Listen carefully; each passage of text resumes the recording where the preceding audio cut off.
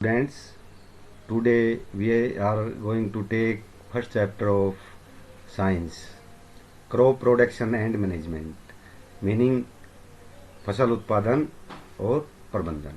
यानी जो हम फसल उत्पादन करते हैं वो किस प्रकार से करते हैं खेतों में और फिर उसका प्रबंधन कैसे करते हैं। तो इसमें सबसे शुरू में है फिल इन द ब्लैंक्स। तो मैं ये बताने से पहले ये बताता हूँ कि जब भी आप इसको देखो या लिखो और आपके पास ये नोटबुक अगर पुरानी किसी बच्चे की मिल गई है ठीक है, नहीं तो स्कूल से लेके जाइए। ठीक है, तो स्कूल से आप ये बुक नोटबुक लेके जाइए या फिर पुरानी जो भी मिलती है आपको वो ले सकते हैं। पहले आपने अपनी टेक्स्ट बुक में से ये चैप्टर जो है पूरा स्टडी करना है। उसके बाद ये जो है वीडियो पे अप्लाई करना है और इसको जो क्वेश्चन आंसर्स हैं ये मैं समझा रहा हूँ आपको। इसमें पूरा पार्ट ही कवर हो जाता है, लेकिन आपने पहले पूरी तरह से जो है पूरा लेसन जो है स्टडी करना है। तो इसमें फिल इन द ब्लैंक्स हैं। फ्लोट माने, ये स्पेलिंग मिस्टेक है शायद, फ्लोट तैरना, वाटर, न्यूट्रिएंट्स माने पोषक तत्व, प्रिपरेशन तैयारी, क्रॉप फसल, same kind of plants grown at a place on large scale is called, यानी बड़े पैमाने पर एक ही जगह पर एक ही प्रकार के पौधे उगाए जाएं तो उसको हम क्रॉप बोलते हैं, फसल बोलते हैं। तो इसमें क्रॉप आ जाएगा।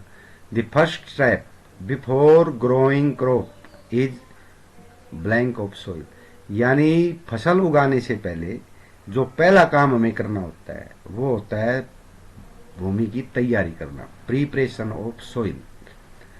डैमेज्ड सीड्स वुड फ्लोट, अब ये तो भरा हुआ है फ्लोट ऑन वाटर, यानी जो खराब बीज होते हैं जो अंदर से खोखले होते हैं, अगर पानी में उनको भिगोएंगे हम तो वो ऊपर तैर जाएंगे, उनको अलग कर देंगे, उसके बाद हमने बिजाई करनी होती है।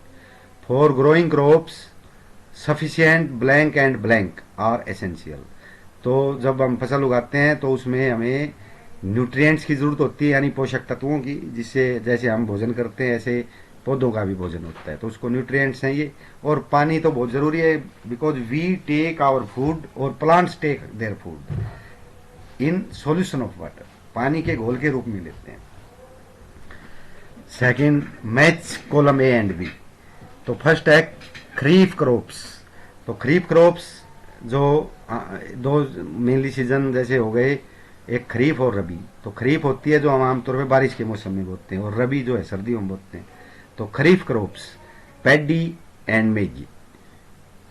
जेड क्रॉप्स ये उससे भी पहले, जैसे बारिश का मौसम होता है ना उससे भी पहले, जैसे आमतौर पे ये फरवरी या मार्च में खाली खेत होता है ना तो उसमें लगा देते हैं, या अप्रैल में भी लगा देते हैं कई बार। तो ये बारिश के मौसम से पहले होता है, बारिश में तो ये खत्म ही हो लेता है। तो ये होते हैं जैसे मस्क मेलन है, वाटर मेलन है, तरबूज, खरबूजा वगैरह, ककड़ी वगैरह, ये चीजें। केमिकल फर्टिलाइजर्स, तो केमिकल फर्टिलाइजर्स तो वो होते हैं जो केमिकल से बनाए जाते हैं। तो ये यूरिया होता है, सुपर फॉस्फेट वगैरह होता है, डीएपी, डाई अमोनियम फास्फेट, इस प्रकार के। ऑर्गेनिक मैन्योर जो हमारा देसी खाद होता है या कार्बनिक खाद होता है, तो वो एनिमल एक्सक्रेटा है, जो पशुओं का मलमूत्र यानी गोबर वगैरह, काउ डंग है and urine and plant waste. तो जैसे गाय भैंस का गोबर होता है या उनका मूत्र होता है, या फिर जो प्लांट हैं जैसे हम सब्जियां काटते हैं वो बचे हुई चीजें हम वो एक गड्ढे में डाल देते हैं तो वो भी खाद बन जाता है। तो वो सभी कार्बनिक चीजें होती हैं, क्योंकि ये जीवित चीजों से बनाए जाते हैं।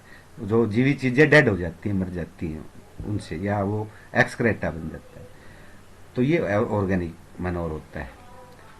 तो खरीफ क्रॉप में हमने बताया पैडी, ये जैसे हम ये बता ही दिया मैंने, ये धान वगैरह ये बारिश के मौसम में बोए जाते हैं।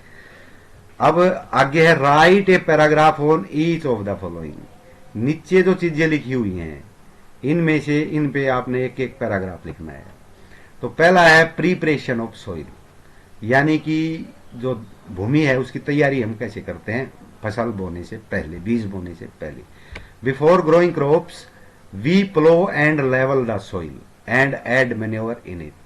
हम फसल उगाने से पहले हम उसकी जुताई करते हैं। अब जुताई के भी तरीके हैं, जैसे ट्रैक्टर से करते हैं, कल्टीवेटर होता है, और लेवल उसके बाद हम लेवलर जरूर लगाते हैं, मेज लगाते हैं खेत में, ताकि जो मिट्टी है वो लेवल में आ जाए, बराबर हो जाए, और उसमें खाद मिलाते हैं।